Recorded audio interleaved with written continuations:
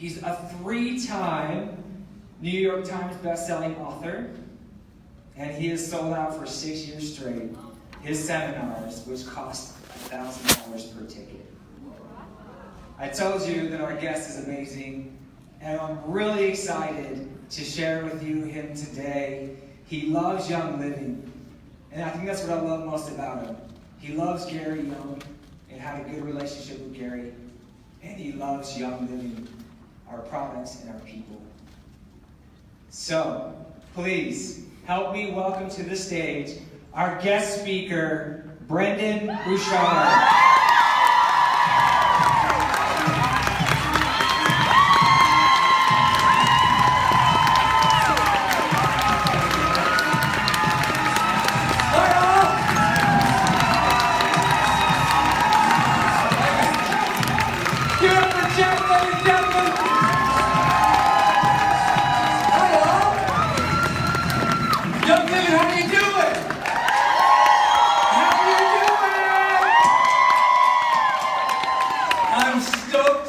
Time with you here today. I flew in last night. I got into the hotel. I got in the elevator with some of you, but I had my jeans on, my t-shirt on, my baseball cap on, and I got in the elevator. I was like, damn, it smells good here. I was literally walking backstage, and the first thing I said to the ladies, I said, I love coming here because it always smells so good. I just want to hang out with you all. And I heard the previous panel up, and she was talking about going out to coffee and oils. I'm like, I'd go. I'm just for the morning government.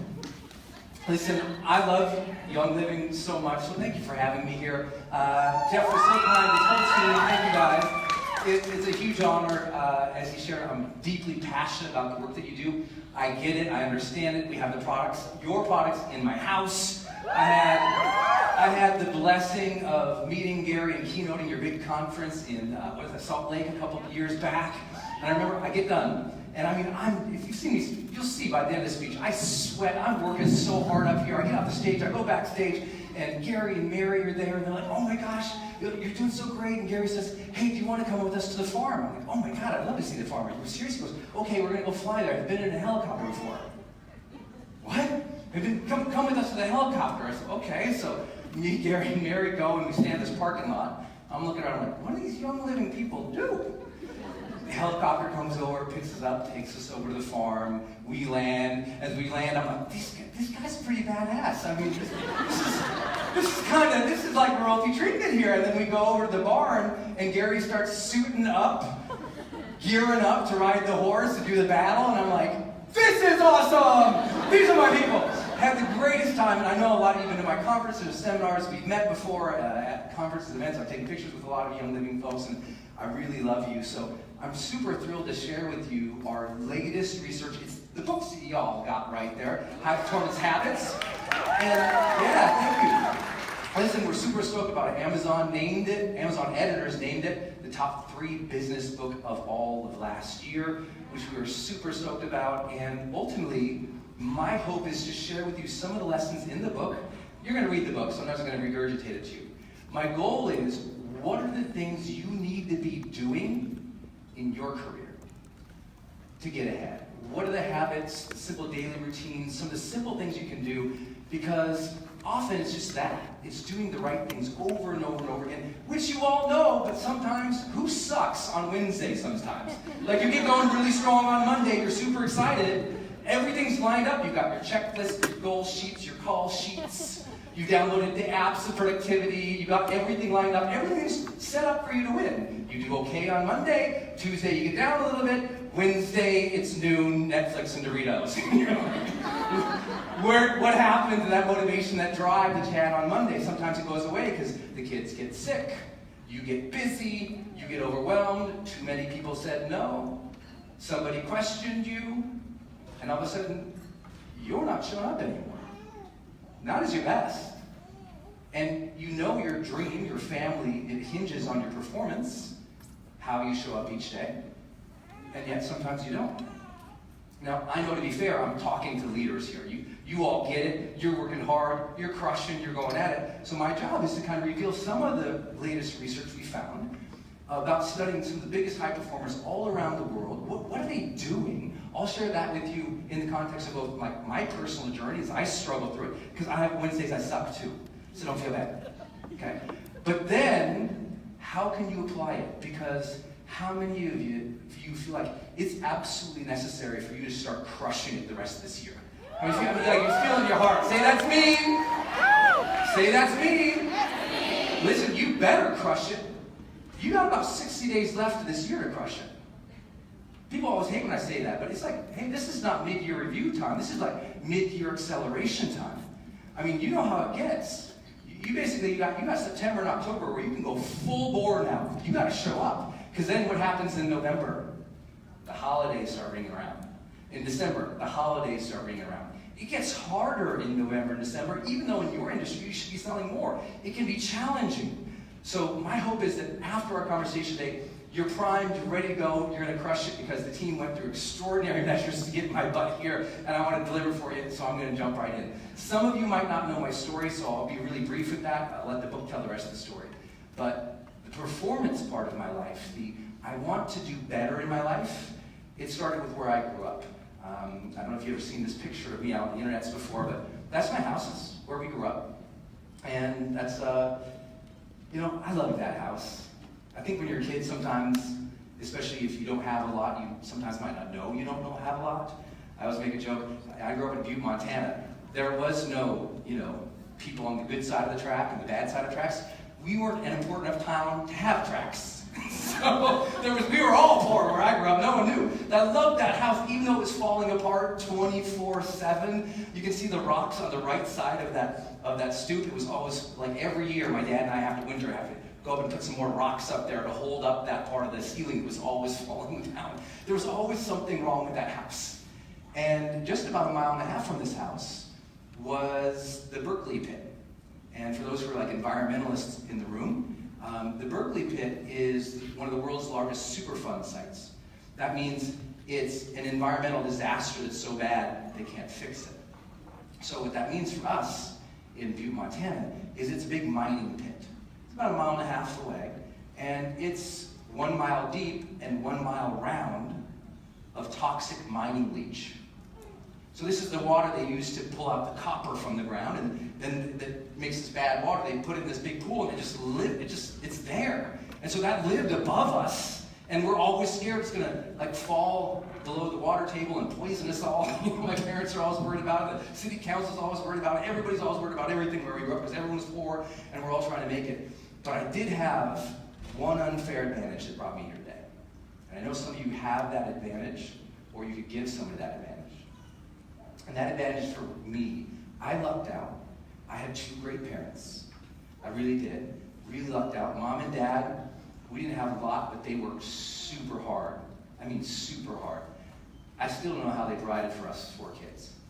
You look at the house and, in the back, on the right of that picture, you can see there's a bunch of empty apartment buildings back there, but, us kids, we just go play fort in them.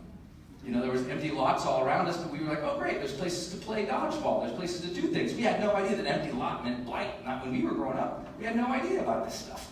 And I mean, even when it got really bad, my parents could make something of it. I remember one winter, the heat goes out. And if you're in Montana and heat goes out, that's not like an inconvenience. That's like life and death, because it gets like 30 below zero with wind chill. It's freezing there. Heat goes out, we can't do anything about it. My parents are freaked out. But, the challenge is my parents get paid paycheck to paycheck every 2 weeks. And so we can't fix it. Can't afford to fix it. So, we got people from around the neighborhood coming in and going down the basement trying to fix the heater and trying to get things going. We can't get it going. And it's a dire situation. But my mom, she goes out to the garage. She gets our camping tent. She gets our sleeping bags, our parkas, and she brings them all in. She sets them up in that front room, and she pretends with us that we're camping. So for 2 weeks, we're just camping. Every day, we're snuggling. In the daytime and at nighttime, we're snuggling up in the little tent to all of us keep warm. We're having a great time. The heat heat goes out, but then also the electricity ends up going out. So my mom's cooking dinner on Bunsen burners. You remember those? If you ever gone camping? Those little light-fired Bunsen burners. We're cooking in the living room on the Bunsen burners. But this isn't bad because they're making it fun. So we're, as kids, you know, I remember walking to school, walking into the class, I'm like, hey, where'd you sleep last night? And they're like, in my bed. I'm like, I'm camping. Like, what do you mean? I'm like, in my house. They're like, what? Yeah, we were doing a cookout in my living room last night. And I had no idea that we were just broke. And it gave me one of my first lessons. One, if you are surrounded by love, even the hard things can turn out well. And two, that sometimes you have to be able to see where people struggle and decide in your life you're going to do better. You know? You're just going to have to do better. This picture I also like because that was when I went back to that house. Some of you know my story. I was in a car accident when I was a 19-year-old kid. And this is me going back to kind of that house afterwards. I had become suicidal in college after my high school sweetheart broke up with me. Got in a car accident, and I realized I didn't want to die. And that began my journey, if you ever heard my tagline, live and love and matter. And it ended up taking me back to that house and kind of just reconnecting with my roots a little bit to see what do I want in my life and why do I think the way that I do? Because I remember going to college and all these people had cars. Kids in college had cars. They owned the car. Their parents bought them a house. I'm in the dorm working 4 full-time jobs. These kids got houses. I'm like, how did they get a car and a house? We're 18. And I'd never seen any wealth before. I didn't understand it. And I started realizing young in my life, I didn't have the mindset that was necessary for me to succeed. Because I bought into the lie that many of us in this room, we bought into this lie. And this lie is if we just are grateful and work really hard, that everything turns out good. But isn't this true? That what leads sometimes to initial success doesn't lead to long-term success. Look, I look at my parents, I look at this slide. This is supposed to be what upward mobility is about, isn't it? This is what makes people successful. Start your dream, work hard, be passionate, focus on your strengths, practice a lot, be grateful, stick to it. Well, my parents did that, and we weren't making it. There's some of you in this room, you do that. That's you. That's you. You're just been that way for 5-10 years. And you're struggling. You're still fighting for the next client. You're still trying to break through. You still want to go to that next level. But the challenge is sometimes we've been bought and told, just like, well, stick to your strengths and just do what you like. Sometimes that doesn't work when the hard times come around. How many's already learned this to be true in your life too? Anyone else in the room? Like sometimes the basics aren't good enough. And that's what began my journey of us trying to figure out, well, what is it that makes the difference that some people, they get to experience this long-term success? You know, it's not short. It's like something about them, something that they're doing, gives them long-term success. But listen, and this is important too. How many of you have families, have small kids in this room? Okay, so this is important for you. Because long-term success, a lot of you fear that. You're actually scared of the next level of success because will you have the time for your family? You're scared of the next level of success. Can you handle the difficulties? Can you handle the obligations? Can you handle a bigger team now? How many of you already feel, be honest, how many of you already feel pretty stretched right now? Yeah, put another 50 people below you, and then another 100, and another 200. How are you going to feel then? So some of us are scared of success, but here's what we learned in starting to try to figure this out, what makes people successful over the long term. Listen to this. You can succeed over the long term and still maintain your health. You can sustain your health, your well-being, and positive relationships over the long term. And that's the study of what they call high performance. I didn't know it was such a thing, but when we say high performance, like that book you have in front of you, that means that you're going to learn how do you succeed over the long term. Can I go down here? Is it okay if I walk down? Okay, cool. Because this book, you all have it. I just saw that you have it. What's your name? Hannah. Hey, Hannah. Nice to meet you. So high performance, what does it mean? Here's what this means. It means how do you succeed beyond the standard norms over the long term? Thank you. And not mess up your family, not get fat, not hate yourself, Not be so stressed day by day by day that you're like, oh my God, I'm freaking out, Brendon. Because it can actually be fun. Who's ready to have success and make it fun? Say, that's me. Well, then you're going to have to learn some new habits. Because if you keep succeeding the way you have been, how many feel like it's going to be a disaster? It's hard to admit. Every time I ask that, people go like this. They kind of want to raise their hand, but they don't want to admit how hard it's been. But we're all friends. How many of you could admit it's been a little harder than you thought it would be? Look around the room. That's why I got into high performance. Because after my accident, after I want to change my life, it was harder. And everyone's saying, just be grateful. I'm like, shh, I got the gratitude journal. I still sucked this last week. I followed my strengths and I'm still broke. Like, what's the difference maker? And the good news is, here's what we learned from the research in high performance, that here's what this feels like, and who doesn't want this? High performance feels like full engagement. That's the first thing. When we polled the world's leading high performers, like, what does it feel like? They're like, I feel fully engaged. I'm fully engaged with my work, I'm fully engaged with my life, and I'm like there, I like it. Then they said there's joy. What's the word? Joy. What's the word? Joy. There's joy there. They're actually having a lot of fun. Who's had fun here at this conference so far, ladies and gentlemen? Then do yourself a favor. Would you turn the person to your left and right, grab their shoulders and shake them and thank them for being here. Let's put some energy in this room. Just thank them for being here. I think it's awesome that you're here. And the last thing is confidence. That high performance, if you'll follow the habits in this book and what I'm going to teach you today, you'll have a newfound confidence. Some of you are playing too small. One of my other books called Motivation Manifesto, it got a lot of flack because the first sentence says, why is it that endowed with the heart of a lion, we often live as mice? Why is it that we just kind of fall back when we should step up? Why is it you're scared to swing for the fences sometimes? Why is it you're scared of that call? Why is it scared? Why do we get so challenged with things? And it turns out these high performance habits can help you deal with that and find a little bit more confidence. So my hope is, in walking you through some of this, you find some of that. Because how many feel like this would be such a better journey if it was even more fun? True? How many feel like this would be better if you were even more confident, you get more sales? How many feel like that? I know it's true because we polled you all. I've got data on Young Living, over 15,000 members. I know where you're sucking and where you're strong, and I'm going to tell you how you can improve, because this group deserves it. You guys have the best damn product in your industry. Can I get an amen on Wednesday?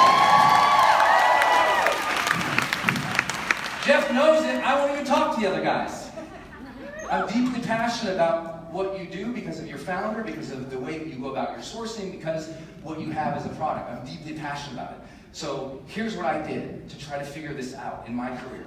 We went out and we conducted the world's largest study, as of today, of high performers worldwide. Over 4 million data points from people in 190 countries around the world. It really gave me a big prop up, because before people thought, well, Brendon, he's just the high performance coach, he's the motivational speaker, and then we dropped in the biggest study ever done. This study cost over $1.5 million just to execute. We executed with academics and ingenious data guys from the University of Pennsylvania to figure out what is it that these high performers are doing. And of course, it came back to the same thing most of you already knew. It comes back to the habits. I love this quote from Aristotle. Excellence is an art won by training and habituation. We do not act rightly because we have virtue or excellence, but rather we have those things because we acted rightly. We are what we repeatedly do. Excellence then is not an act, it's a habit. And so we started drilling down and said, well, which habits matter the most? So we went out, we polled, we did all the scientific research to see, well, what are the performance variables we know make the greatest difference in people becoming successful? Then we said, are these habits deliberate? That means, are the people doing them on purpose? Okay. Are they observable? Can you change them? Can you train them? Are they effective in your industry, in other people's industry, my industry, Fortune 100? And then it came down, only 6 qualified. when we did all the correlation studies, which is a fancy way of saying, could we prove it? Only 6 qualified. So I'm going to tell you what those are. But first, the good news is, high performance in this research study was not strongly correlated with age, gender, nationality, intelligence, personality, strengths, creativity, empathy, years of experience, or compensation. What this means is you can't say, well, I'm a woman, so there's no opportunity. What this means is you can't say, I'm too old, Brendon. What this means is you can't say, but you don't understand, I came from this country. What this means is you can't say, well, I'm just not as creative as other people. What you cannot say is, well, they've got 3 years on me. You can't do that because statistically, that's a lie.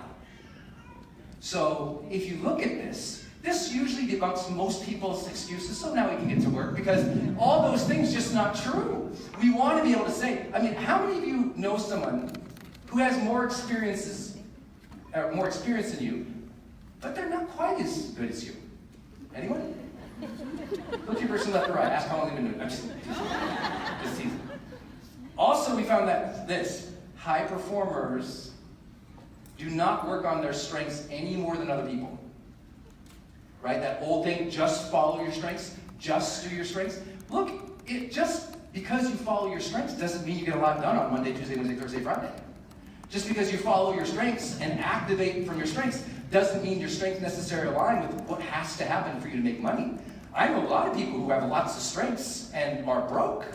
I know a lot of people who have a lot of strengths and they're jerks. And that's not helping them get ahead.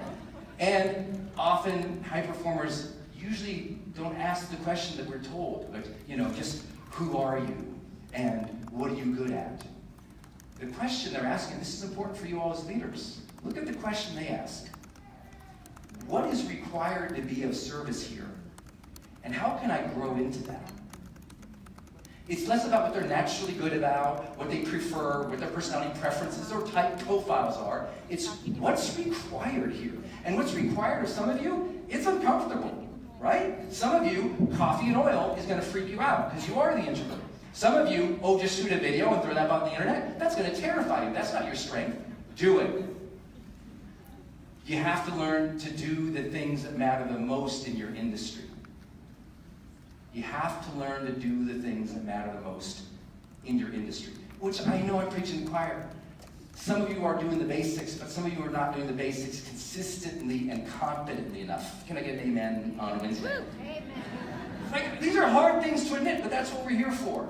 You came to do the work, let's do the work. So let's talk through what these habits are. We discovered there's personal habits and social habits that correlate with long-term success. And remember, the long-term success I'm after for you guys is the long-term success where you can still have health, you can still have well-being, you can still have positive relationships. I'm not after the long-term success, a lot of my contemporaries on Instagram who just hustle, grind, 24/7. Like, you ain't got kids? Hustle, grind, 24/7. It's like, have you ever had a smile on your face? Can you have some fun? I appreciate your Lamborghini, but you seem like an ass. Can we figure out a way that we can all be human and win together? Because I think that'd be more fun, yes? It's like, come on, there's got to be a better way. So here's the habits that we learned, and these are very precise, have now been proven by our third study coming up, so we're really excited about these. But the first one, the first personal habit, it's key to everything. Some of you will know this instantaneously if you're good at it. If you're not, you'll know too. And that is, seek clarity. High performers seek clarity more often than underperformers do. They seek clarity more often than underperformers do. What the heck does that mean? Notice it doesn't say get clarity. Seek clarity. It means you're not done seeking clarity. You don't walk out the door one day and all of a sudden the piano of purpose falls on your head. You're like, oh my God, that's what I'm supposed to do? It doesn't happen like that. It's like constant. You're always seeking clarity. I heard someone on stage before say, listen, talk to person left or right. Talk to the more experienced leaders. They know what's up. Here's what we learned in high performers. They're more clear than underperformers in 4 specific ways. 4 specific ways, and you'll like these. Number 1, they're more clear about who they want to be as a person. If you ask them, as an example, to identify, like describe the best of themselves, high performers can actually answer the question faster, usually 3 times faster across all nationalities than an underperformer. Why? Underperformers haven't done the self-awareness. They haven't done the personal growth like you have. They haven't thought about it. They can't even describe themselves. So how are they going to succeed in the next situation if they don't know who they intend to be in the next situation? Right? So let's do this simple little activity for you all. Super simple. If you just put your stuff down, if you're able to, you stand on up. If you're able to stand up, just put your stuff down, stand on up. And let me ask you a few questions, and let's see if we can dial this in for you. Okay? So stand up, go ahead and close your eyes. Don't worry, I'm not hypnotizing or selling anything. I don't know how to do either, really. So let me ask you this question. I want you to think about if you had to describe the best of who you are in 3 words. Like these 3 words would be your ideal words on your tombstone. Like these 3 words, they literally are the best of who you are. I want you to just brainstorm with your eyes closed, just kind of go inside. What would be 3 words that could describe the best of you? You don't have to nail them right now, but the best of who you are. What's a word that describes that? The absolute best of who you are. You're proud of this. What's another word? And maybe even aspirationally, the best of who you could be. What's another word for that? But I want you to have 3 words. Okay? With your eyes closed, in a minute I'm going to ask you to repeat those words to just get them into your mind. As we go out the rest of this presentation, you'll see why. So the first word, if you could describe the like this word is important to you. What's the first word? Just whisper it out loud to yourself. First word. Yeah. Just whisper for yourself. What's that one word that could really describe the best of you? What's that word? Now, who needs you in your life to show up as that word more often? Who needs you to be that word more? Who's counting on you to be that word more? If you showed up as that word every day, the rest of this year, how would you feel about your life? So I'm going to make sure I lock that word in. I'm going to ask you to shout it out really loud in a minute. Just that word, that first word. I really want you to own that word. And when you shout out, I want you to own the word like it's already yours. It's in your heart. It's in your gut. It's in your soul. This is your word. It's word number 1. I just want you to shout. Word number 1 is? Mountain. Good. Shout out and own it more. Word number 1 is? Mountain. Shout it out through the walls behind me. Word 1 is? Mountain. Word 1 is? Mountain. Awesome. Eyes closed. What's word number 2? Yeah, just identify it in your body, in your gut. It's okay. Word number 2. Who needs you to show up as that? Is it a family member? Is it a team member? Someone you love? Yourself? Word 2. How would life be different if you were clear that that was your word, that you owned that, you felt that word inside? What would that word feel like if you embodied it every day?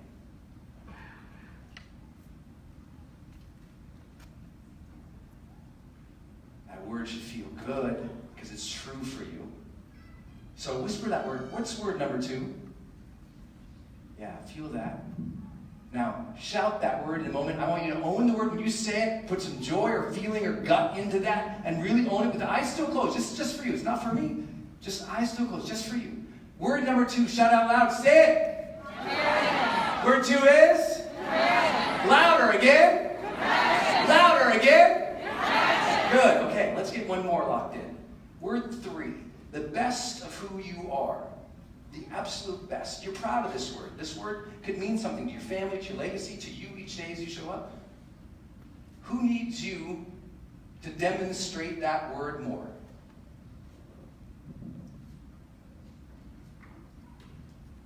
How would your life shift if you lived that word more? How would your career change if you showed up with that word more? Whisper the word outside to yourself. And then let's really own it in our body. Let's just shout it out and really own it. Just to see, just to feel it. To own actually something again in your life where it's yours. Nobody else's. This is your word. Word number 3 is, shout it out, go. Confident. Word 3, go. Confident. Louder, go. Confident. Louder, go. Confident. Good. Okay, now let's try something. The eyes still closed. Just do a little test. Let's hear what word 1 is, word 2 is, word 3 is. I'll ask you them. I want you to shout them. Just feel them, just because you deserve them. If all you gave yourself today was some clarity on who you, the best of who you were, was, and you decided to show up each of these next coming days and months as these words, would your life be better? Yes or no? Yes. Okay, word 1 is, shout it out. Open. Word 1 is? Open. Word 2 is? Open. Word 3 is? Word 1? Open. Word 1? Open. Word 2? Put a big smile on your face. Word 2? Big smile on your face. Word 3?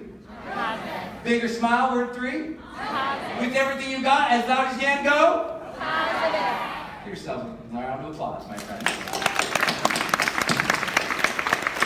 All right, have a seat. Now, let me ask a question. How do you feel like if you just showed up living those words more for your family, life could be a little bit different? How many of you feel like if you showed up with your career, life could be a little bit different? Raise your hands. Here's what happens. This is a challenge, and this is really hard to get through, especially to a group like this, because you're already successful and you're already coming up. You have a danger in your life that you might not be aware of.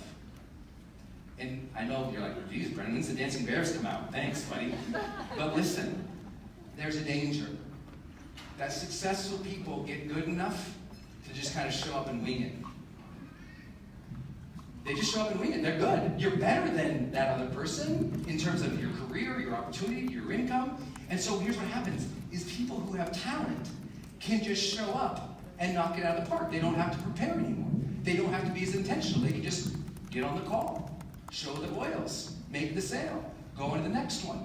And here's what happens. Because you weren't intentional first, you stop enjoying the work even if you are good. Because you weren't intentional first, you stop enjoying the work even though you're good. And that's the challenge. High performers don't do that. They're constantly seeking clarity, like, okay, who do I want to be in this upcoming situation? How do I want to demonstrate myself? What do I want to show up as? Remember I told you, they're clear about 4 things. The first thing is their self. So they identify words like that. They use cues like that we found in performance psychology. They're talking to themselves. There's a lot of self-talk. Okay, be like this, Brendon. Think like this. Okay, don't forget this. Okay, there's a lot of banter inside, which means you're not crazy for those who think a lot. Some of you think you're crazy. Like, oh my God, Brendon, my mind's always going. I'm like, good. As long as it's going in the right direction and putting you on the right path. So here's the thing. Get clear about who you want to be. Stop just showing up.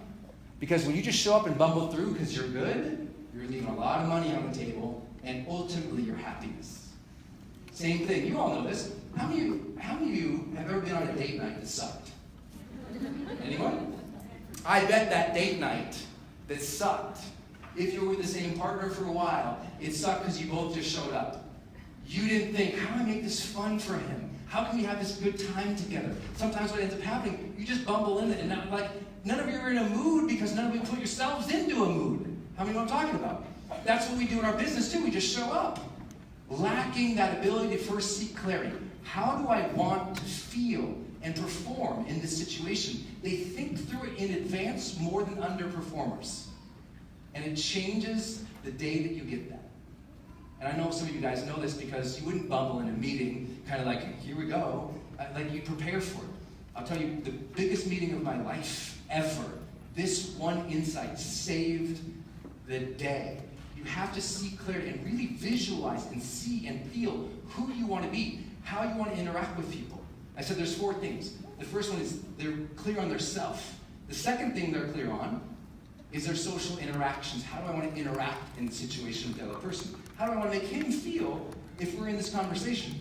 I gotta be aware of who I am, but I gotta think about how this interaction is gonna be. That's the social piece. The third piece is the skill. What skill do you need to demonstrate or develop to win in that situation? So high performers are more aware. If I came up to you and said, what's the 5 skills you're working on? And you couldn't answer that fairly quickly, bad news. You're underperforming. Because high performers know it faster. You know what? I'm working on this, and this. You can open up their calendar, steal their phone, pull up their calendar and look at it, and you can see in their calendar, it's so obvious what they're learning, what they're paying attention to, it's just, they have a learning curriculum. If you leave your learning to randomness, you'll always be stuck in the land of mediocrity. You need to build the curriculum for your own learning for your next 5 skills. Don't wait to develop the skills. Don't hope you develop the skills. Build your own curriculum. It'll change your life. And the last thing that high performers are really clear about is the service they want to provide in any given situation. What do I want to leave the people with? What's the difference I want to make? They've thought through all of this stuff. And that made the difference for them. I can tell you that made the difference for me too. The biggest meeting of my life. I don't know if any of you have heard me talk about this on my podcast before. I hope you listen to my podcast. It's called The Brendon Show. And the biggest meeting of my life ever happened was my first meeting with Oprah Winfrey. And I kind of preview a little bit because it was my first meeting. So it went well, but it could have been a train wreck. Everything was set up to be a train wreck. I'm supposed to meet her in New York City. It's like a meet and greet. That was all it was supposed to be. It's maybe 10, 11 o'clock at night. I get this text from the assistant. At this time, if you guys didn't know, I've done some online courses with the Oprah Winfrey Network. And so we're going through this deal and everything's happening, but I still haven't met her yet. And so I'm about to sign this big deal, but I've never met her. We've talked, but I've never met her in person. So I'm super nervous, right? So you can imagine this, right? This is not hard for anyone to imagine. You're scared out of your mind, okay? I have no ego up here. I was terrified. I get this text at like 10:30 at night. Oh, actually, plans have changed. Ms. Winfrey would like to interview you. 10:30 at night. I'm like, oh my God, that's so awesome, great. And then my mind completely goes fear. I'm like, on what? So I write back, I'm like, oh, what's the interview about? This is 10:30. Nothing till midnight. So for like an hour, I'm like, what might she ask me? What are we going to talk about? I'm like, completely, just get myself in a frazzle. And is that the thing? Get yourself in a frazzle? Sounds right. Okay. So I was getting myself in a frazzle. I'm totally freaking out. And so, she wants to interview about one of your books, Manifesto. I said, okay, that's awesome. How long is the interview? Oh, just 5 minutes. Okay, great. Go to bed. Laying awake, terrified. I still don't know what time it's going to be. So I'm waiting for the time, because I have to know what time. It's 1:30. Oh, it'll be this time at this place. So I know I have a little time in the morning. But I'm not prepared for this. I don't have the right clothes for anything of this nature, which I know shouldn't matter, but I literally am completely unprepared. I get up in the morning, and I lie awake, and I start having an anxiety attack. Out of my mind, freaked out. Who's had a big meeting in the last year and it scared the crap out of you? Anyone? This idea of seeking clarity changed it for me. I said, okay, I'm freaking out here, so I'm ironing all of my shirts. All of them. I'm not sure if I'm ironing them for the comfort of ironing, or because I'm thinking I'm going to wear them. I'm just starting ironing everything. I don't know why. I'm in the hotel room, I'm ironing everything. I get in the shower, I'm literally shaking in the shower. I get out of the shower, I'm drying off, and I'm still sweating so much because I'm so nervous. I'm thinking, this is going to be terrible. So I'm sitting there freaking out, and then I got the idea, oh yeah, seek clarity. See yourself there. How do you want to be? How do you want to interact? What skill you demonstrate? What difference do you want to make? And I start asking these questions. And here's how important this gets in seeking clarity. You've heard of visualization, yeah? You need to not just visualize, you need to live out. 2 different things. So here's what I do. I take my laptop, I open it up, and there's a little mantle in the hotel. And on the mantle, I put my computer, and I pull up an image of her from the internet. And I put it up there, and I start ironing again. I don't know why I'm ironing again, but I iron again, and I start talking to her on the mantle. So, yeah, Oprah, what'd you do last night? Oh, yeah? Okay. So, what's your favorite book, Oprah? Manifesto. That's great. It's mine, too. And I just start ironing and talking to Oprah. I start trying on the different outfits. I'm talking to Oprah. Imagine, who would I be talking to Oprah? How would I want that interaction to go? What do I want to demonstrate? What's the difference I want to make there? And all of a sudden, as I start visualizing it, I ease into it. As I start having the conversation, I ease into it. As I start having intention for who I want to be, I start easing into it. Then I get there. By the time I get there, I feel better. I have intention. Intention gives you confidence. Maybe not tons of confidence, but much more than you had without it. So I saw our meeting in my mind. I talked through our meeting in our mind. Finally, I get up to the suite where she was, and I'm sitting there waiting. She comes in, opens the door. Brendon! I'm like, Oprah! And she comes over, big hug. We get this fancy picture, I think. Yeah, this picture. This is me and Oprah, ladies and gentlemen. And it worked out. And I don't tell you bragging about it, except one thing I am proud of. It went so well. It went so well because I wrestled my own anxiety down by doing what we had learned. I sought clarity. Some of you have a lot of big meetings coming up. That meeting, for some of you, going out with 5 people for coffee and oil, that could change your life. You get one of them to sign on with you, and they're going to go work it, that person could change your financial future. So you got to take it a little more seriously now. No more casual, just, I guess I'll pop over. Think through the meeting. Think through what you want to provide to this person, how you want to inspire this person, how do you want to be seen? How can you talk about the difference you're going to make with your own living with this person? Get in that mindset. Don't just show up to the coffee, show up to win. That's what it means by seeking clarity. Can you do that, ladies and gentlemen? Yes or no? Yes. Well, you know your 3 words, so go live those 3 words. Test, time. Word number 1, shout it out. Word number 1 is? Time. Word number 2 is? Time. Word number 3 is? Time. Okay, now we're on a roll. Second big habit we learned about high performers is you have to have the energy to sustain the journey. These 2 men are heroes of mine. I'd always want to meet Larry King, and I'd always want to meet the Dalai Lama. They were like big on my list because they made an influence to me in my life. When I went to meet them, it was seeking clarity. I knew what that meeting was going to be about. But what impressed about me is they were doing this, generating energy.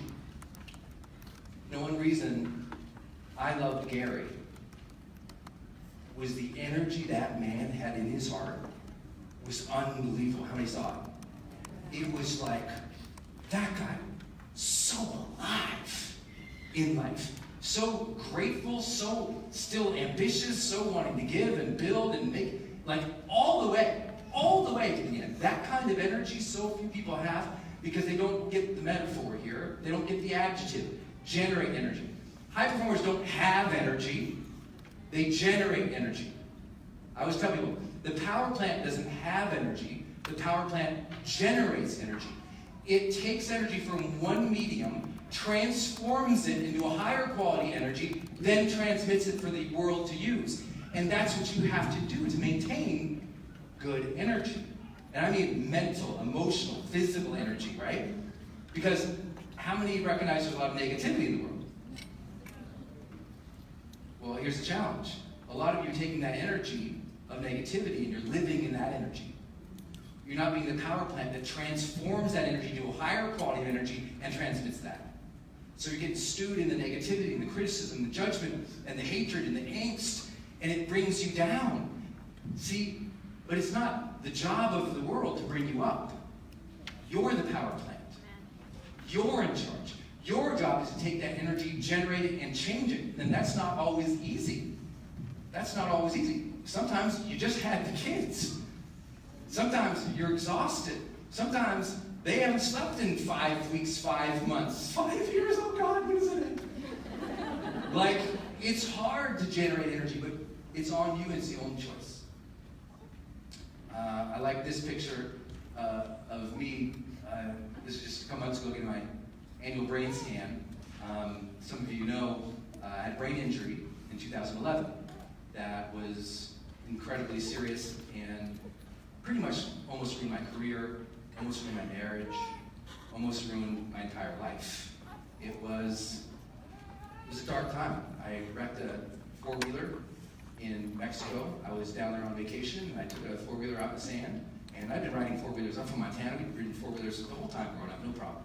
Didn't do anything technical or crazy, and I was kind of gliding down the last beach at the end of the day with his friends, and going about 40 miles an hour, so full speed. And I just was looking off at the ocean, and some thought came to my mind. I lost presence for a minute. And I was going fast enough, and I didn't see this little pillow of sand that was in front because the light was flat. I hit this little pillow of sand, it bounced me up, boom, hit the front left tire, hit the ground, rolled, got knocked down. When I come to, my friends are all bending over me, are you okay, are you okay? And of course I'm like, yeah man, whatever. So I sit up, and I immediately black out. Stars, I'm out. Back up, spinning, I'm like, yeah. They help me sit up, I black out again. Wake up again, there's a person holding my chest, don't move. And it's the guy who was on the trip with us, who was a medic.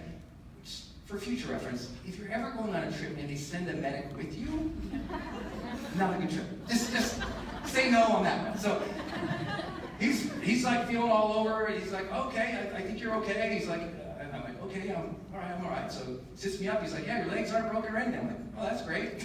I'm like, all right. And my friend puts me on the back of one of the four-wheelers, and we start going, and I can't. I freeze up. As soon as we start moving, everything hurts. Everything hurts. And I kind of look down, and my hand, I guess you can see the scar, but my hand is snapped off. Like, it's pretty gnarly. Like, it's completely cleanly snapped. My hip is out. I didn't know until later my shoulder's dislocated. And I think that's the worst of it, because they got to get me to the hospital. I'm laying in the hospital, and they're constantly checking on me. They're coming in, they're feeling all over for internal bleeding. I'm terrified out of my mind. My friends are trying to figure out what's going on. There's a language barrier issue we're having, because we're in the middle of nowhere for us, where we're at in Mexico. And I had to lay there for 3.5 hours. No painkillers, because they couldn't communicate whether or not I was allergic to something, so they can't give you painkillers, because if they don't know your allergies, you would die. So they're waiting for the osteo guy to get in who does speak English. So 3.5 hours, I'm in searing pain. By the way, I have no idea. I know my hip hurts, my body, but everything hurts. I have no idea what's wrong with my hip. And he comes in 3 hours later. And I loved those 3 hours. Because I got to get there. I got to sit there and think about my life since my first accident. It had been 20-some years ago. And I thought, have I really lived my life? Have I really loved? Have I really made a difference? My promise, you'll read in my book, that's my promise to myself. I will live and love and matter. I didn't know, they kept coming in every 5 minutes to press on me, so I didn't know if I was bleeding or something inside. It was scary. But I thought, this is my time. I'm good. I'd been so clear about the life I wanted to live. My clarity was high. I'd been so clear about how I wanted to treat my lady, my friends, my family, the people around me. I'd sought clarity and lived with intention. I was okay. I was okay. If that was going to be my time, I'd been good. Not a lot of us get to say that, because we don't live as intentionally as we could. So we have things left unsaid with our kids, with our spouses, with our partners, with our friends. We just didn't live as clearly, as intentionally as we could. And a lot of the regret that people have at the end of their lives is the energy they were bringing into relationships. They weren't generating positive energy. They were taking negative energy and amplifying it even worse. If you're with a mean person, it's easier for you to become the mean person. Anyone ever gone through that? I have gone through that. I get it. But then after I survived, and they repaired my wrist, and I got back to the United States, and they repaired it again, and I had hip issues for years. I had brain issues for the next 9 months, severely. One thing I learned was this habit: generate energy, because my brain was so compromised. I was tired all the time. I mean, I was tired all the time. All the time. And this is what I do for a living. Could you imagine? And I usually have to do this for 4 or 5 days on stage. Straight, from 9 a.m. to 9 p.m. at my own seminars. It's a straight full day. And here I was, I had no energy. So I really had to learn, how do you generate energy? So let me give you some tips, some simple things. And I know maybe you already know this, but we learned this with high-performing executives and high performers who we measured from around the world, including Young Living top leaders. So simple. First thing, the world's largest study ever done on productivity found this. You need a break every 50 minutes. 50, 5, 0. If you want to do every 15, that's vacation. Every 50 minutes. I mean every 50 minutes. What this means is, if you're sitting down and you're working and you're cranking and you're doing calls and you're doing everything else, I want you to sit down from now on your phone, just set on your phone a 50-minute timer. And my rule is, my butt hits its share, that timer starts. And no matter where I'm at, 50 minutes later, when it goes ding, ding, ding, ding, I get up, I go over, I get some water, I hydrate, I might walk around my house, I might walk around the block, might do some vinyasa flow, energy exercise, whatever I'm going to do, I'm going to generate the energy in my body, then get back to work. Because they found that if you don't, your mind, look, everyone goes, Brendon, you don't understand. I'm so focused, I have so much stamina. I'm like, oh yeah, you'll be able to go 75 minutes, 90 minutes, maybe even 2-3 hours. And then you'll be a complete idiot 1 hour later. Right? So what you're doing every 50 minutes is you're recharging your energy. That was the very first thing a neuroscientist told me, Brendon, you gotta recharge your mental energy every day, every hour. If you don't, you're toast at 3, 4 o'clock. You're searching for that 5th, 6th coffee by the afternoon because you didn't give yourself a break. So every 50 minutes, minimum, every 50 minutes on the nose. If that means get some water, if it means to meditate, do some qigong, do whatever your activity is, every 50 minutes. Will you do it, yes? It will generate more profound energy in your body and your mind than you've ever experienced. It's so simple. Every 50 minutes. If you give yourself that gift, everything changes. Second thing with high performers is, how do you have so much mental clarity all day? Because they're off the charts with mental clarity. I'm like, how many of you ever feel kind of dumb in the afternoon? Anyone? It's just me. I was like, I felt really dumb after my injury, but in the afternoon I was struggling. So they said, Brendon, what are you doing with your first hour? I said, what do you mean? That first hour is so important. Did you know this?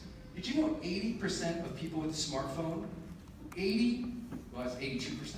82% of people with a smartphone, when they wake up in the morning, their first action is this.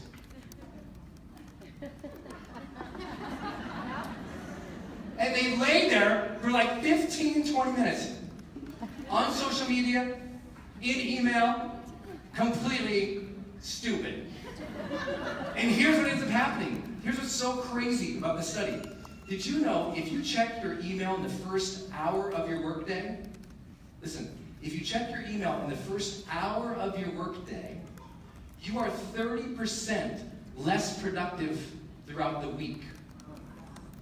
You lose 30% productivity just by checking in the first hour. Why? Because the inbox is nothing but a convenient organizing system of other people's agendas. You get up and you check your email, you go to check in to your inbox, you just checked out of strategy.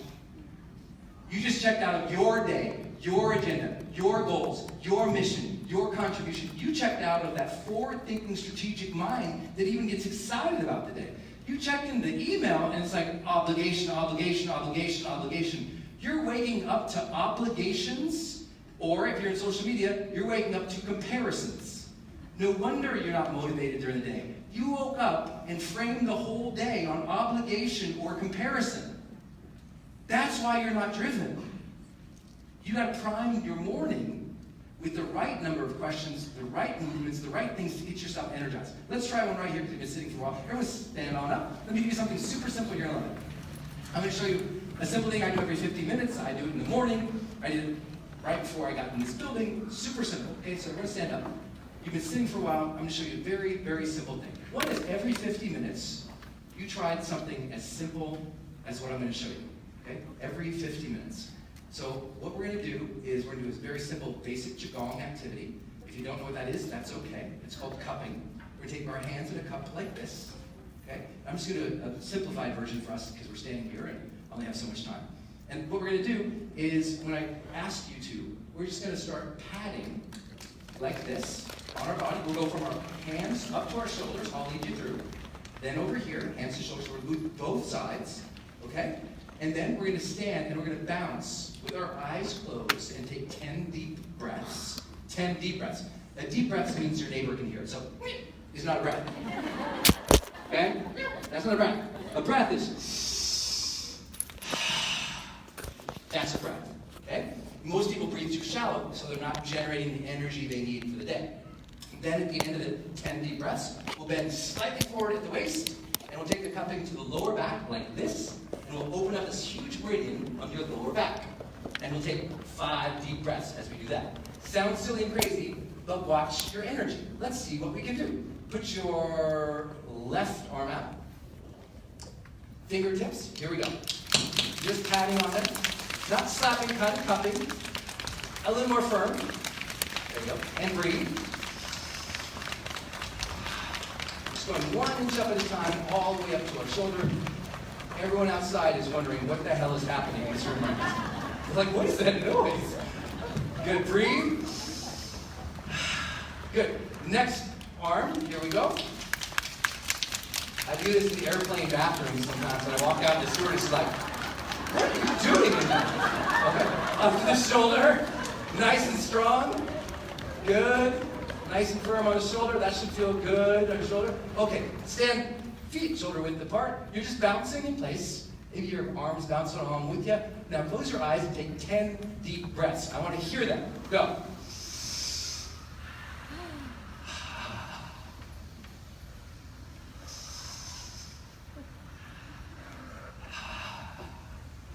Make sure you close your eyes doing this. You guys have been staring at bright screens, bright stages all day. Keep bouncing. You gotta bounce or don't work. You can't just stand there. Do the work. Breathe. If your neighbor can't hear you breathing, breathe out.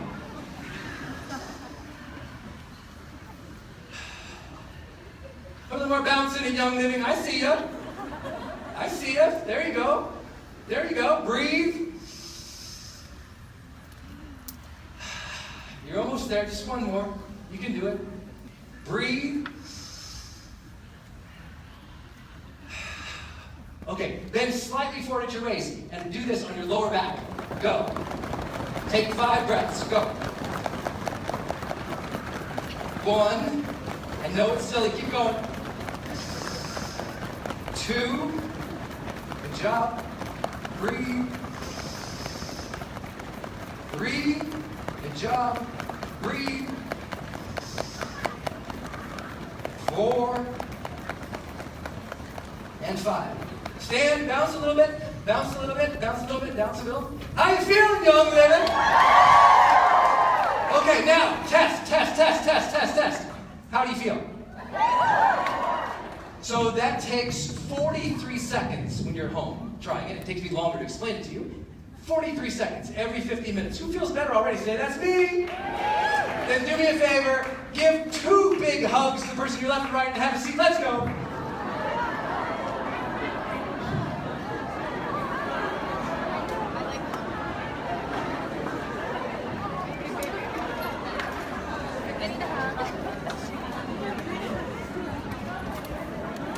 The way that you get ahead in the world is you learn to generate your own energy you want to experience. I remember one of the greatest things I learned from Oprah was a simple thing she told me about a person she had on her show one day. And the person she had on her show was telling her a story how when she went into the green room one time, she saw a sign in this green room. And in that green room, it said the simple thing. It said, please be responsible for the energy you bring into this space.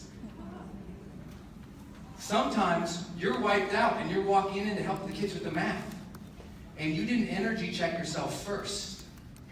Sometimes you're walking in to have that meeting and trying to close that deal or get that new person in your team, and you didn't check your energy first. So you're only going through the motions. But when you go through the motions, you're always at the lowest needed energy.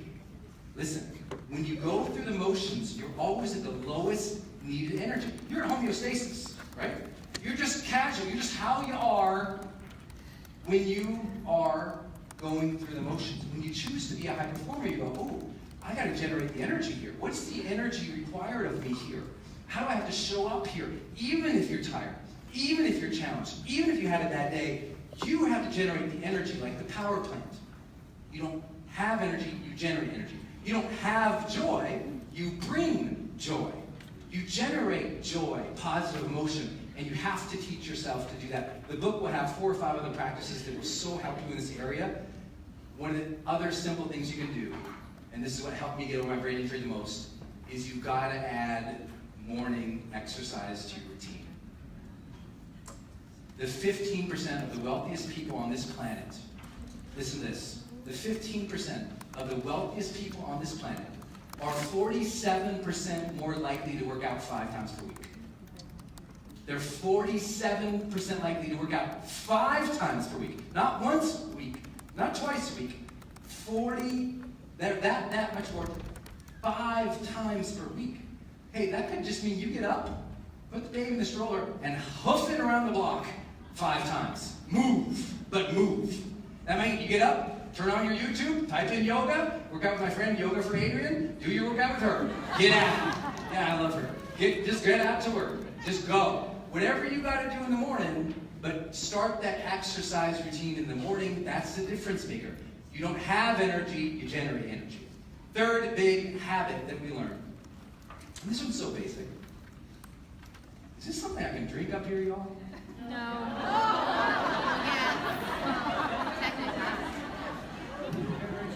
I've been waiting to say that all day. I remember, actually, I think you guys had just rolled out these when I first met the Young Living crowd. Oh, thank you so much. You're so kind. Thank you. Appreciate it. And the first time, I got in my room and I got this big gift basket from you all.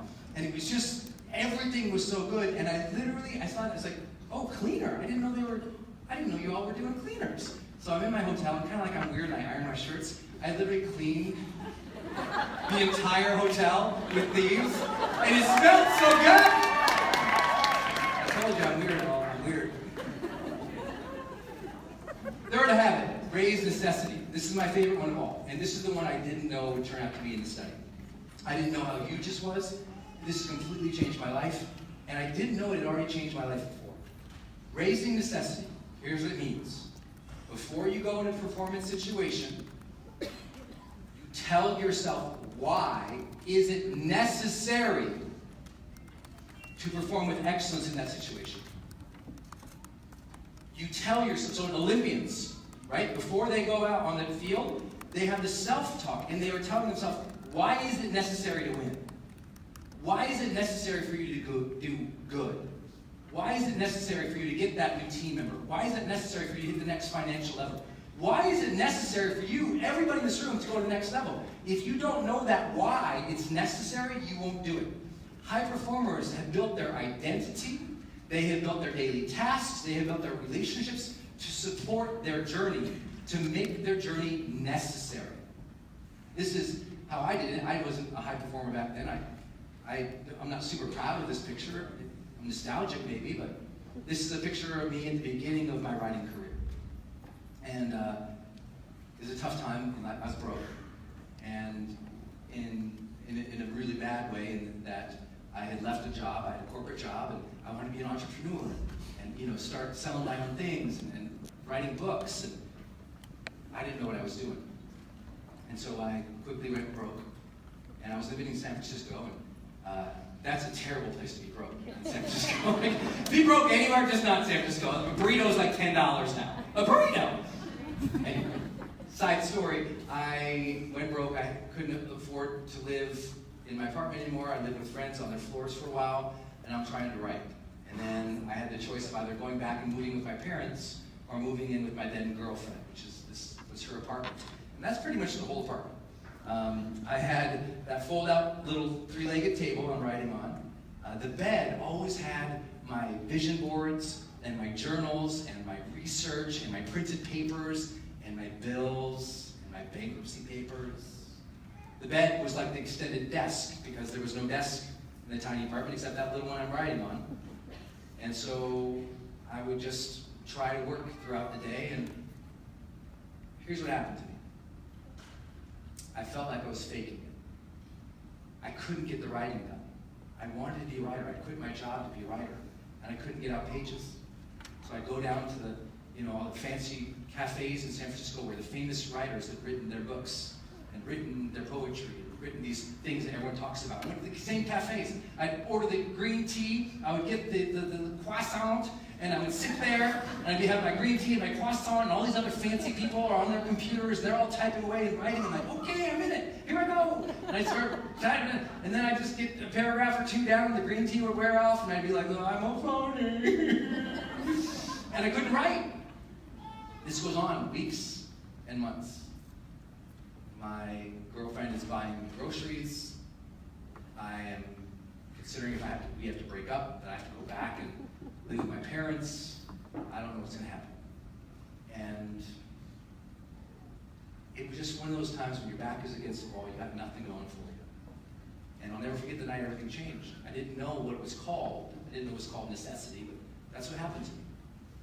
One night, up trying to write, and my lady Denise, she comes in, and she doesn't want to, interrupt me. So she comes in and goes to go to bed. She crawls under the covers, but on the covers where she's sleeping, that's where all my bills and my bankruptcy papers are. So I'm trying to write, and I look over, and I see my woman sleeping under the weight of my bills. And it was just, it was like something snapped inside, because none of us want to be responsible for the suffering of our own families. None of us want our own inaction to be the thing that makes our family live a poor quality of life. That was what was true. And it just snapped. It's the best thing, though, because it snapped something in me, and all of a sudden, me not writing pages was no longer an option. Me not getting the deals, me not making the sales, it was no longer an option, because now it wasn't about, can I handle it? Am I okay with the discomfort? Now, someone in my life who I deeply loved was suffering because of it, and now it was necessary for Brendon Burchard to write that book. And that kid wrote that book in 18 days. And that book became the first of 6 best-selling books.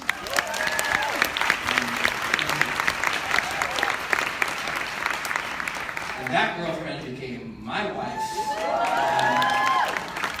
And we never had to live in no tiny apartment no more, and no one ever will buy my groceries for me no more. And it happened because it became necessary. Don't ever start your day of work without saying, why is it necessary for me to kick ass tonight? You need to know that every day, especially when you're good. Because listen, your danger is that you're good and you can go through the motions. I'm going to tell you that 20 more times. That is your danger. The best of you, the highest earning in this room. Your danger right now of not reaching that next level of high earning is that you're good.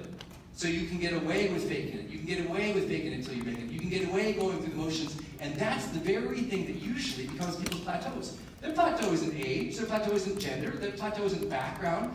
Their plateau is how often they get themselves in the right mindset to deliver, because it's necessary to deliver with excellence. At some point, you say to yourself, it's necessary for you to win.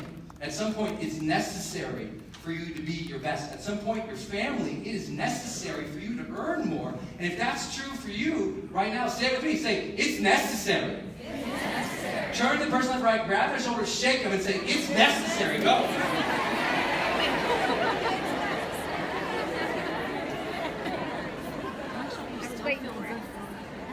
There's a chapter in that book, Jeff and team was so nice to get you all, about raising necessity. I want you to read that chapter 7 times, highlight it 12, and I say that not because I'm so proud I wrote it. I didn't know that was going to be one of the habits. I would have guessed, well, being creative is one of the habits. Nothing is more important than you mentally raising necessity. When I go in my computer, every day, there's a post-it on my computer. And it says, who needs you on your A game today? It doesn't say, what's your dream? What do you want, Brandon? It says, who needs you on your A game today? And I'm going to deliver for them. This morning, you were on my post-it. This group right here. So I'm bringing the joy because I feel like it is necessary for me to deliver for you because Gary gave me so much. Jeff's been so kind as a person, and I love you, Young Living.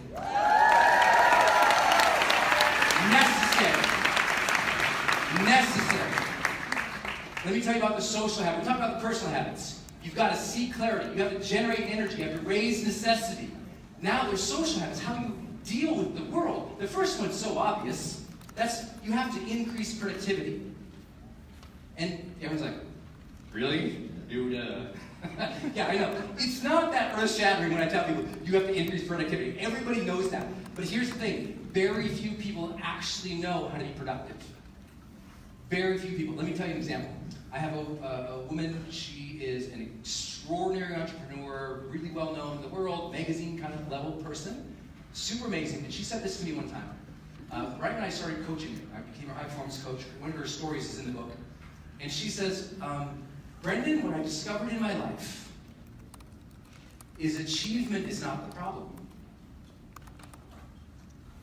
And as we were talking, I didn't know exactly what she meant. And she described, she says, well, the thing is, I'm good at the achievement. I have checklists and to-do lists, and I have lists on the other lists. I should keep about the lists. She said, I've got lists. I get things done. She said, if you see my fridge, just listen. She says, I'm actually good. Checking off, getting things done. She says, achievement isn't my problem, Brendon. Alignment is. Some of you are really good at the hustle. You're good at the hard work. But you're down in productivity on the things that matter. Like today, you follow people, which part of my job is when someone hires me as a high performance coach, I usually gotta go and follow them. Like at work, you know, like when you were a kid, you went and followed your parents. I actually have to do that for real life, for a job. So I'll go in and I'll mirror and monitor and tag along with the Fortune 50 CEO, right? And I gotta follow them all day and see what the heck they're doing with their time. I gotta look at their calendar, their schedule, and we gotta get really clear about what they should be focusing on. Most of them have so many meetings and so much BS on their calendar that does not matter. Because improving real productivity means first identifying what we call PQO. It's an acronym, PQO. It means prolific quality output. But the highest performers around the world, they spend, listen to this, 60% of their week on PQO. Prolific quality output. And here's what that means for them. They determine what matters most in their industry to move the needle of their success. What matters the most, right? What matters the most? And they almost obsessively focus on that. And they say no to everything else. They just get rid of everything else. They go, oh, this is what matters. This is what I'm going to do. I'm going to focus exclusively on this thing. For some of you, that's meetings with new people who could be on your team.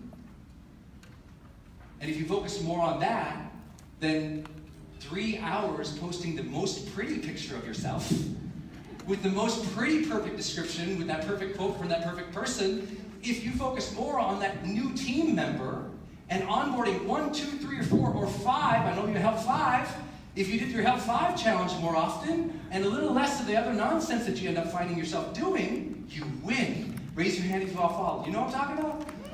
But most people don't focus on PQO, they focus on everything else, and they lose. And I'll give you an example of what made the difference for me in my career. Like I said, I'm a coach. So I had to figure out, well, what helps me in getting high-performance coaching clients? And I was doing everything. I was shooting videos, doing webinars, I was hitting the road, networking events, I was posting things, I mean, everything. I was doing it. Who feels like you're doing everything? Okay, if you're doing everything, first, if you're one of those people who say, Brendon, I'm failing, I've tried everything. The first thing I say to people is they say, if you ever say to a high-performance coach, I'm trying everything, and you feel like you're failing, here's what a high-performance coach is going to say to you, just forewarned. They're going to say, oh, great, show me the list. What do you mean? Well, if you tried everything, you must have a list. By nature, you have to have a list, because to know if you tried everything, you would have to write down everything you tried to know if it was mutually exclusive or not. Otherwise, you haven't tried everything. When most people say, I've tried everything, it means they tried 5 things once. And then moved on to the next 5 things. That's not trying everything. But for me, I did feel like I was literally doing everything. I mean, I had like a whole checklist of all these things people were doing in my industry. Everything. I mean, binders full of things that people were trying. And I was trying all of it. And then I said, what's the thing that matters the absolute most? I gotta get rid of everything. For me as a coach, it was getting people into a free strategy session with me. I had to get them on the phone. And then second, it was making sure that if I got them on the phone, they signed up. Everything else was window dressing. And I had to really look at myself, because here's what I was doing. And I know many of you are guilty of this. Only because I was at your convention. I've talked a lot with you. Here's what a lot of you are doing. You're having that great coffee and oil. You're having that great first prospect. You're having that first call. Everything's great. They came over to your house. They sampled. You took the bottles over. They liked it. But you're not closing the deal because you're giving up too fast. Do you know what I was doing? I would get somebody on the phone. I'd spend an hour on the phone with them, talking them through what we could do, talking them through about how we could change their life. And listen to this. A lot of people said no. A lot of people said no. And then here's what I would do. They would say no, and then I realized, but that's PQO. Prolific quality output is the number of people who say no, who I then can convert to. So here's what I started doing. They would say, no, Brent, I'm not interested, or can't do it right now. I said, okay. So if they said no on like a Tuesday, on Friday they get an email from me. And we say something like this.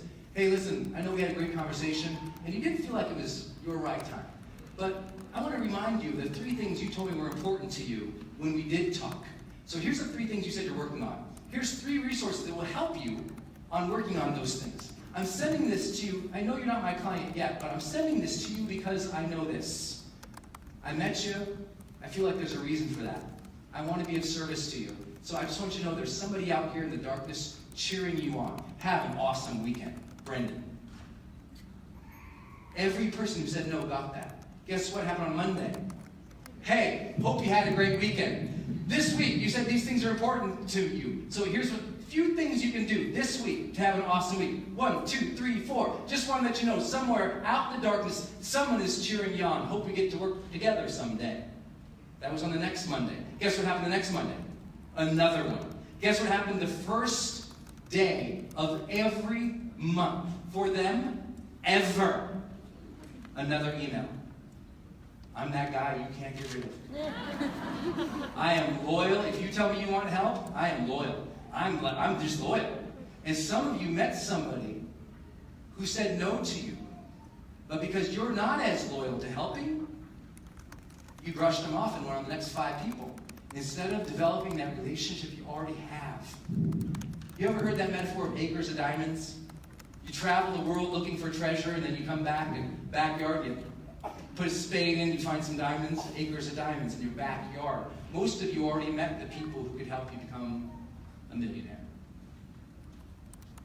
Most of you already met them. Many of you met them right here in this room. But you don't follow up. You don't follow up with them because you get distracted doing all these things that don't matter instead of the things that do. PQO. Prolific quality output. What's the thing that you need to do the most often, that moves the needle the most towards your success? And if you don't know that yet, talk to the person to your left, or your right, or the Young Living team here, or the most senior leaders here, and discover what are those 1, 2, or 3 things. And go home and obsess about those and stop all the distraction. You don't have to follow 50 people to figure out your next $50,000. You need to do that one thing you probably already know you should do, but you're putting it off because you didn't make it necessary to do that morning. Because that morning, you got up and you went, blah. And you forgot to do the thing you know you need to do. So I'm here to tell you, yes, prospect. Then hound that person. Talk to them again and again. Send them love. Send them samples. Send them good energy. Listen, all these people who I keep up with, most of them wouldn't book me. They wouldn't pay me. They wouldn't become my clients. Most of them wouldn't. But I went from being broke and no one knowing me as a high-performance coach to within 5 years of following that little simple thing, continuing to follow up with people a little bit longer than I wanted to. And guess what? 24% of those people would hire me. 24% of people hired after they said no. I wonder if that was true for people in different sales industries. And guess what? On average, in most of the 17 most related sales industries to your industry, on average, they pick up 17% of the people who said no within 6 months. What if you got 17% more of people saying yes? It's going to happen from following up with the more people you already talked to. Don't give up so quick just because you got a no. Can I get an amen on a Wednesday, young living? You know this. You know this. So turn the person up right, shake them and say, you have to follow up. Shake them.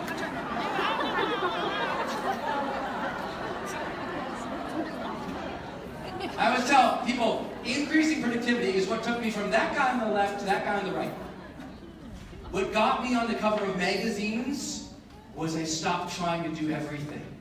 And I zeroed in on my craft. I zeroed in on the major things that mattered most in my career, which for me was coaching clients, online courses, and books. So I stopped trying to do everything else, and I just did those things. 6 books, 13 online courses, the who's who. Why? Because I knew those mattered the most to my career and being recognized for them. You need to know what matters most to your career and being recognized and rewarded. So if you don't feel like you know it, keep talking to people around you. Next big idea on social habits. You have to develop influence, which I know you all know, and the good news is it's super simple to figure out. Okay, it's super simple to figure out. Think about for a moment, who is the most influential person in your life? The most influential person in your life. Positively influential person. Who is the most positively influential person in your life? Think about it for a minute. And I'm going to tell you how they did that. And I'm going to tell you how you're going to do it with your team. It's super simple. High performers develop influence in 3 ways. The first way, listen to this. Write this down, please. My gosh. The first way is they develop influence by teaching people how to think. You're trying to influence people and sell them to buy your product, right? But too often, you're trying to sell the product. Before you sell the product, you have to teach them how to think. That's how you get influence with people. When you teach somebody how to think about something, you have influence. Because if you change your mindset, you change your life. So this is what you have to do. Is first, before selling the product, get them how to think about using the product. About why the product is even important in the first place. Don't go right into, I got this bottle. Go into the opportunity about how they can think bigger for their life. Tell them how they can think about changing their family's future. Tell them about why these products can improve their well-being. Think about what they would have to think about if they were going to buy. What would they have to be thinking if they were going to buy? And focus your influence time on that first. That's what the world's greatest salespeople do. It's first about how to think. Teach people how to think, and you win. You have influence. If I have any influence with this audience at all, so far no one's thrown a baby at me, so that's good. I guess you would do that. But if I have any influence, it's because I've talked about how to think here. How do you think about your day? How do you think about your relationships? How do you think about yourself? When we talk about how to think, you get relationship, rapport, which is what you have to do with the people you're trying to sell to. The second thing they do is they challenge people. High performers gain influence by challenge. They put it on them. They let them see the consequence of you not doing it. They help people understand, and look, they challenge their character. Like, how many of you ever had someone influential in your life say, you're better than this? Whoever had that? Didn't that suck? And it was probably the thing you needed the most. If you had a parent, a family member, some of your team right here say, you're better. And when someone says you're better, everything changes. Now you can't use that language with most people. So you have to figure out how can you challenge their character, their relationships, or their contributions. I know that might sound like a lot. The good news is that piece is in the book. Okay? That piece is in the book. But that's what you have to learn to challenge. Challenge how they're showing up, challenge how they treat other people, and challenge what they're giving. So for those who've got a big team, your next level isn't convincing them more about the product. Your next level is helping them see themselves in a different light, in which now they evaluate themselves and how they treat other people and how much they give each day. That's how you develop more leadership with your team. It's not as much about the product as you think it is at the next level of influence. The product is important, but like I already said, you guys got a winning product, yes? You've already got the winning product. Now you need the influence to move the product. And influence comes from teaching people how to think and challenging them. And the third thing that high performers do to develop the influence is they role model the way. And you can't role model the way if you don't have clarity. And you can't role model the way if you're not generating good energy. And you can't role model the way if you don't know your why. And you cannot role model the way if you are not focusing on the things that matter. I think about the most influential person, if you ask me that, that's the most influential people in my life. That's my mom and my dad. That's my first seminar ever. That's my dad on my right in the picture. That would be my dad's last seminar with us. My first big seminar and the last one we got to see. He passed away in 2009 from acute myeloid leukemia. He woke up on Mother's Day and his side hurt, and he was kind of walking down the hall and he hobbled a little bit and grabbed the wall. Mom said, "What's wrong with you?" He said, "My side hurts." Kept hurting throughout breakfast. So let's go to the hospital. Went to the hospital. He was totally healthy, golfing and bowling the days before. Goes to the hospital. They said, "Oh, that's weird. Your spleen is enlarged. Let's get some blood." Take some blood, did some measurements. Came out. The doctor said, "Mr. Burchard, we're sorry. AML is all of a sudden taking your body." He says, "What?" He wasn't even sick. He says, it's begun. There's two kinds of leukemia. One, there's really no hope, and the other one, there is. He had the one AML, no hope, really. They can try things. They tried 3 courses of treatment, of chemotherapy. It didn't work. And they said, "Your time has come. You might want to get your affairs in order." From the time they gave him that diagnosis, him passing away, was 59 days. And he was a Marine. He fought really hard. But there was a lot of hope in the situation. And we knew it. And so right before he passed, I was able to call him, and I interviewed him. And I recorded the call.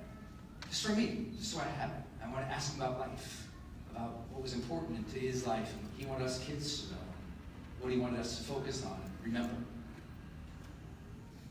And throughout the call, he said things he had said to us throughout our lives. And I never really picked it. I never knew that he kind of knew how he wanted to influence us. You know, he's dad. But like the things he said on the call, there was nothing revelatory on the call. It was like the things he'd said to us our whole life. My dad said the same 7 things to us our whole life. Here's what my whole dad's lessons. And who I am as a man and who my dad was as a man. It's so simple. Number 1, be yourself. Number 2, be honest. Number 3, do your best. Number 4, take care of your family. Number 5, treat people with respect. Number 6, be a good citizen. Number 7, follow your dreams. He said this over and over to us throughout our lives, and I never realized he had like a thing about it. He said it so casually, and it reminded me about ultimate influence. You're not going to have influence with people unless you have an understanding of the values you want to espouse with the people.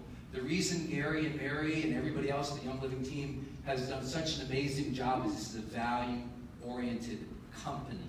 Your job is to know the values and live these values in the marketplace. That's what gets the sales, but you need to do it with your families too. You can't be a mom who goes through the motions. You can't be a dad who goes through the motions. You need to know what are the values what are we trying to create here? Because that intention is what gives high performers that incredible power of influence. Last big idea. You have to demonstrate courage. The hardest thing. The hardest thing. I've learned most other habits are pretty simple. People can do them. Lots of tactics in the book. Lots of worksheets. You can figure it out. The hardest one is demonstrate courage. But the good news is, here's what it means for high performers. Demonstrating courage for high performers, it meant 2 very simple things. The things that made the biggest difference was number 1, they spoke up for themselves. They share their real thoughts, beliefs, feelings, and ideas with other people, and they didn't worry about what other people thought as much. That's what it was. And you know this, we do this in high school, right? But this is what they did. Share their real thoughts and feelings. Some of you have spouses who don't really know what you think and feel. That's not good. That's not good. Some of you have family, friends, clients, customers, team. They don't know you. They don't know what you really think and feel. It's time to speak that up again. I work with one female sprinter, Olympic gold medalist. She's amazing. And she told me one time, I said, how did you go from underperforming to Olympic gold medal literally the next season? She goes, I finally, in my hometown, started shouting from the rooftops that I wanted to be a gold medalist sprinter. She goes, I've been doing it, and I had a coach, but I didn't, I was kind of embarrassed that I had that ambition. So I held back. And then one day, I just started telling everybody, I want to be a gold medalist sprinter. And she goes, all of a sudden, these doors started opening up. And these people started, do you know this coach? Have you tried that? I know this person, I know this person. And all of a sudden, the world responded to her. The universe heard her call and delivered her all the resources, tools, and things that she needed to go and win a gold medal, because she said she finally started shouting from the rooftops. It's the scariest thing to do because no one might show up. They might make fun of you. They might tease you. I began my career when I started public speaking. This is my first seminar room, right there. That's the whole room. I was scared to death. When I started telling people I wanted to do events, they made fun of me. They're like, but you don't know how to do that. You're a coach. You're a writer. And at the time, I was terrified of public speaking. But I knew I could make a difference if I could get people in a room and talk to them for just a little bit. Or spend 2-3 days together. And this was the whole room, because here's the other angle. That's the whole room. That was the whole dream. Some friends showed up at that. They literally looked in. They're like, oh, it's not going to work for Brendon. And they left. They didn't even stay. They thought it was so crazy. But I had the courage of putting it out there and trying. I just tried something that mattered to me every day. Every day. That's real courage. Trying something that matters to you every day. That turned out to be courage. Trying something that matters to you every day. It's so simple. That's courage. It doesn't sound like it, because we think of rushing to the river to save somebody. We can talk about courage. No. Courage, trying something that matters to you every day, because something inevitably gets in your way. There's an obstacle. There's something that holds you back. But you keep pushing through. Things change. I took it from that little room to this, where we do 2,000 people 8 times per year. And everything shifted for me that ended up bringing me here, that brought me to your convention when we were in the Utah Jazz Center. I mean, come on, that was unbelievable. Because I followed the simple habits that you have in your book. I just did those 6 things. I made sure to be clear. I made sure to generate my energy, bring the joy, don't hope to have the joy. I made sure to raise my necessity every single day. I made sure to focus on the things that matter. I made sure to develop influence. I made sure to demonstrate courage. You can do the exact same dang thing. But at some point, young living, it must become necessary for you. If you're going to reach the next level, you must own it in your heart and say, it is necessary for me to win. It is necessary for me to grow. It is necessary for me to serve. And you got to do that, because if you make this necessary, not a hope, and you stop going through the motions and you go out there and you practice your high performance habits, I promise something will shift in you. Something will shift in your results. You'll grow your team. You'll enjoy the process better. And you bring Young Living's mission to the world even more. And I think that's what we are all here for. So ladies and gentlemen, thank you for your time. You guys are awesome. Go get them, guys. Thank you very much. Appreciate you.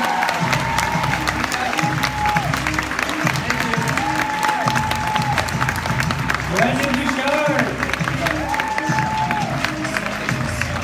Thanks, guys. That just happened. What do you guys think?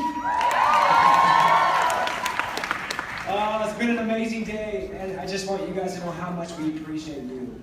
All the exec teams here. We had amazing leader speakers, and we had Brendon. We know that you guys are our future, and we want to invest in you. We take this very serious. Thank you for your participation.